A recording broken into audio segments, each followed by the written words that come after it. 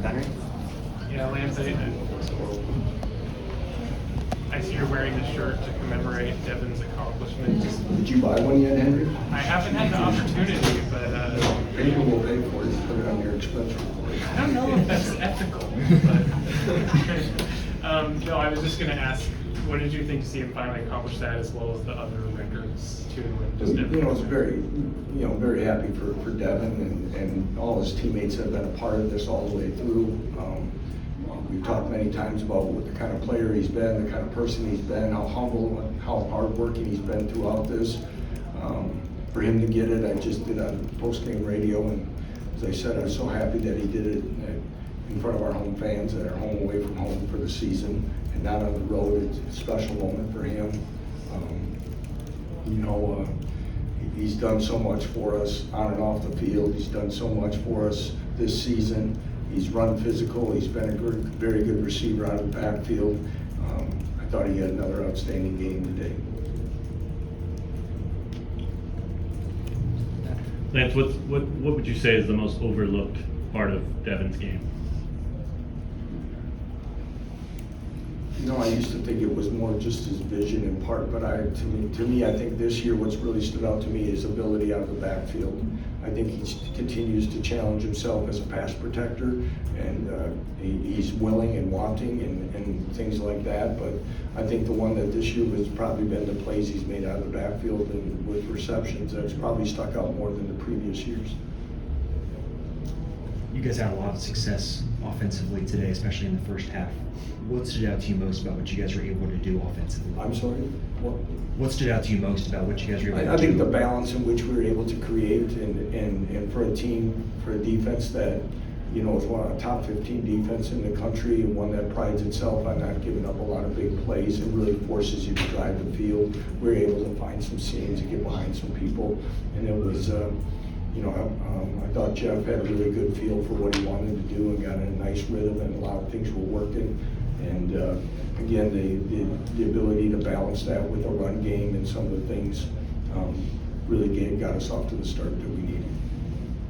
Coach, Jaylen had a couple of really long completions over 60 yards. Just talk about the first one, especially that regained the momentum, and then the fact that he was able to hit him.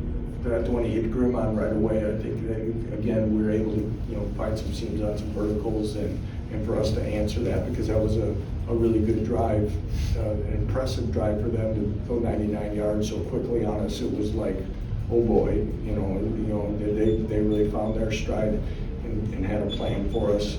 And for us to answer that quickly really kind of settled it back down and got it back to neutral, I guess, for us, and it was a big play. Coach, obviously Iowa State, scores first, and you guys respond quickly and kind of get your foot on the gas there for a while. Was that nice to see out of the offense to, see them kind of push forward like that and continue that momentum? Yeah, it was great to see. I think, like many of us said, as we've talked in these after every game, we've been waiting for something like this. At times, we felt we had the potential to be that type of offense and team.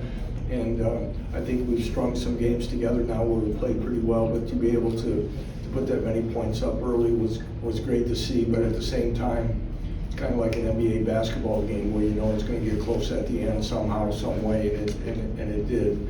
And but for us to find a way to make it happen and pull out the win was good to see. It's good when you can take a knee to end a football game. Lance, could you speak to keeping the team on track emotionally through the difficult times? Well, Blair, it's a great question. I really credit our leaders and our upperclassmen all the way through this. Our strength coach, Matt Gildersleeve, all our coaches, because the things that we talked about really from day one in this program is about a process of continually getting better, being coachable, working hard, control what you can. I know those are very cliche words in today's sports world, but when you start telling your players to own what's on film, and again, this group has played enough and understands enough that they could see where we had come up short, and they did make excuses and they owned it, and they could see, though, if we can get these things better and corrected, we're going to win some football games. Today was a very important, obviously, game for us in a lot of different ways as far as maintaining an opportunity for bowl eligibility, which you know, I don't really want to ever really talk about and do, but I will at this moment, because it was important for us to do for this group to keep fighting and having purpose each and every day for what the expectations were to start. And for this group to continue to work, and I've said it in here before, and I don't know if you've been at them, Blair, is, you know, I've had less guys in my office this year talking about opportunities of playing time, targets, carries, snaps at any time since I've been here. And it's an understanding that I think our players have come to understand what it takes to get those opportunities and to do and to own what we haven't done well enough to win football games. And no matter how this plays out the next 3, I'll always be proud of this group for handling it the way they have.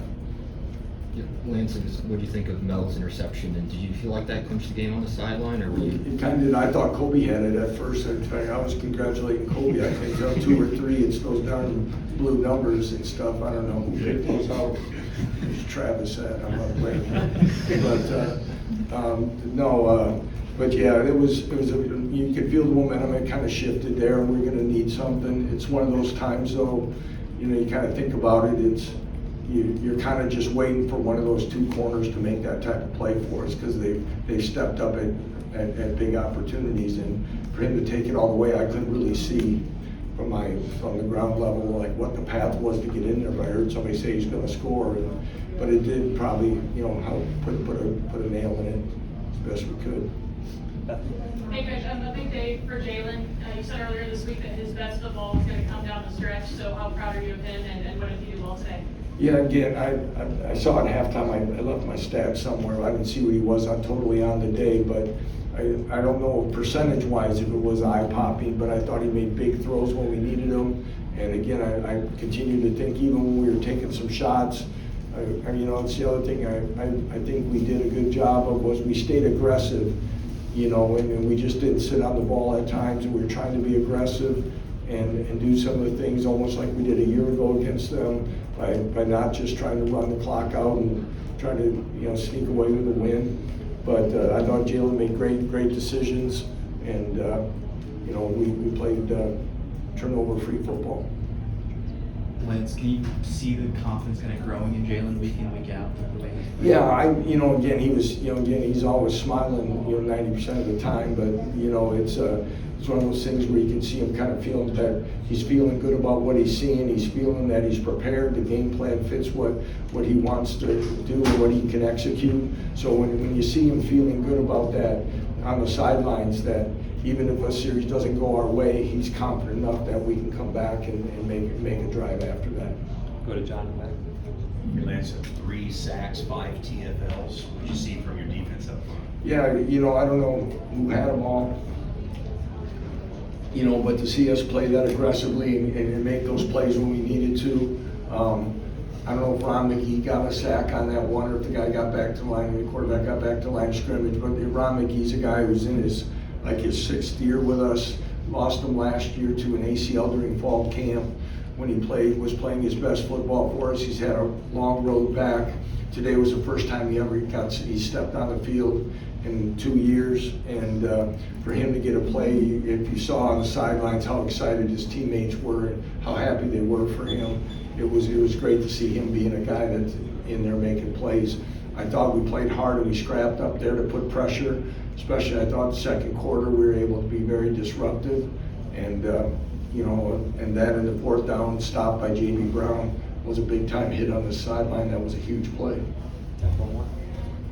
Hey Lance, how big of a motivator is it to play almost a Big 12 spoiler with the games coming up? How big of a motivator is that? Well, I don't, I guess we'll kind of be in that spoiler role if that's what's labeled. I guess we just have a chance to play meaningful football yet for us and play well down the stretch. We talked about making a second half season of things in the back 6 games after our first open week.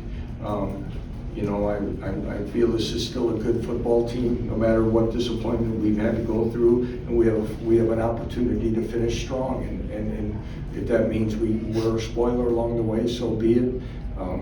You know, there's chances now that we'll play ranked football teams almost exclusively down the stretch, and we did 2 weeks ago. We did here again today, and we'll probably have the next few weeks for sure, and it's challenging, and it can be exciting, because I think we can maybe, resurrect ourselves from some of the things that didn't go right the first half. All right, thanks everyone. Thank you. Thanks,